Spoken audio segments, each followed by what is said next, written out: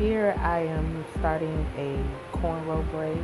I'm starting with a 2-strand twist, and then I'm picking up the third strand as I go along because the parting is really fine and I don't want the hair to break. That is what I would normally do on a client's hair to preserve the edges, and I'm just going through now with the cornrow under, over, and picking up a little bit of hair as I go, using the under over method. Left under, right under, left under, right under. The middle is always going to go over, switching with the middle finger, the hair that's in the middle. Just zooming in a little bit closer so that you can see, and just now I'm just braiding it all the way down to the end. The next braid that I'm going to start is going to be a cornrow. It's just really close. You can barely see where I started the twist. But this next braid is going to be a cornrow with weave added. I'm using a 420 comb or cutting comb to part the hair. I like to use 420 combs because they have fairly pointy tips. So yeah, I use that to get clean parting. And I had to run off and do something, but I had to go get the hair. But I'm back. So I'm just gonna take a little bit of the hair and divide it into 3 parts. And I'm going to get ready to start this cornrow. I'm going to pick up a very, very, very small piece of hair in the front. Once I get it ready,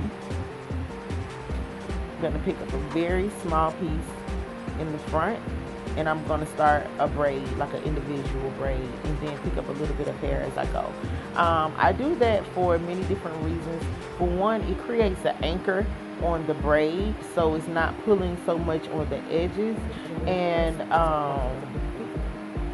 for two, it helps the braid not to slip.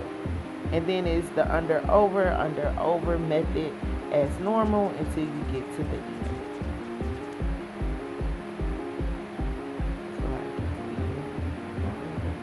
Sometimes you have to use the comb to clean up your part because you may pull hair from the section right next to what you're braiding.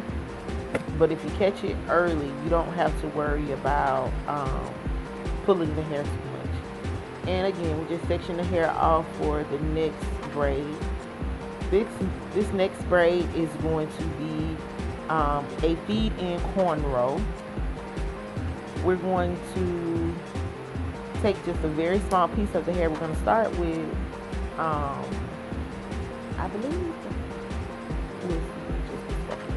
with how I started. Sometimes you can start with weave, sometimes you can start with natural hair, just depending on how thick the hair is. Here, the hair was thick enough, so we just started with the natural hair, and then we're just adding in the feed-in hair. And you just add in one piece under that middle finger, and then you go over and under, and then you take the middle piece with you. I know that sounds a little bit complicated, and I'll give a better demonstration in another video once I do it again. But you just have to add the hair in, and you're just adding one side at a time in is what you're doing. And then you do your braid as normal. You do your braid as normal.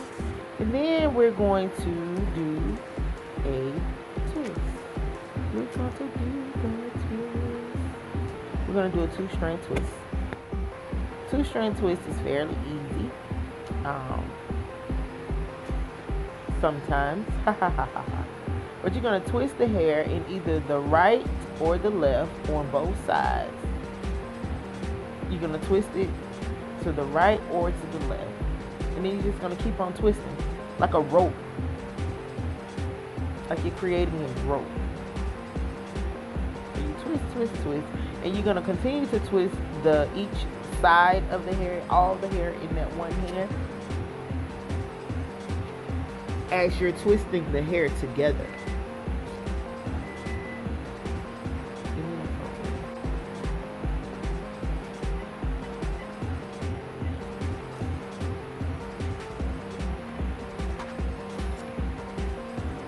here we're going to do a braid called the tuck braid.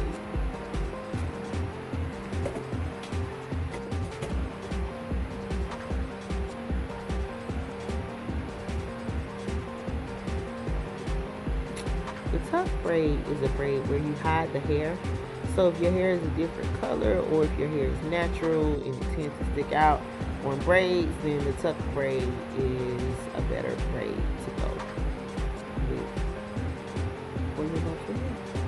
And so here we have done 5 different braiding techniques.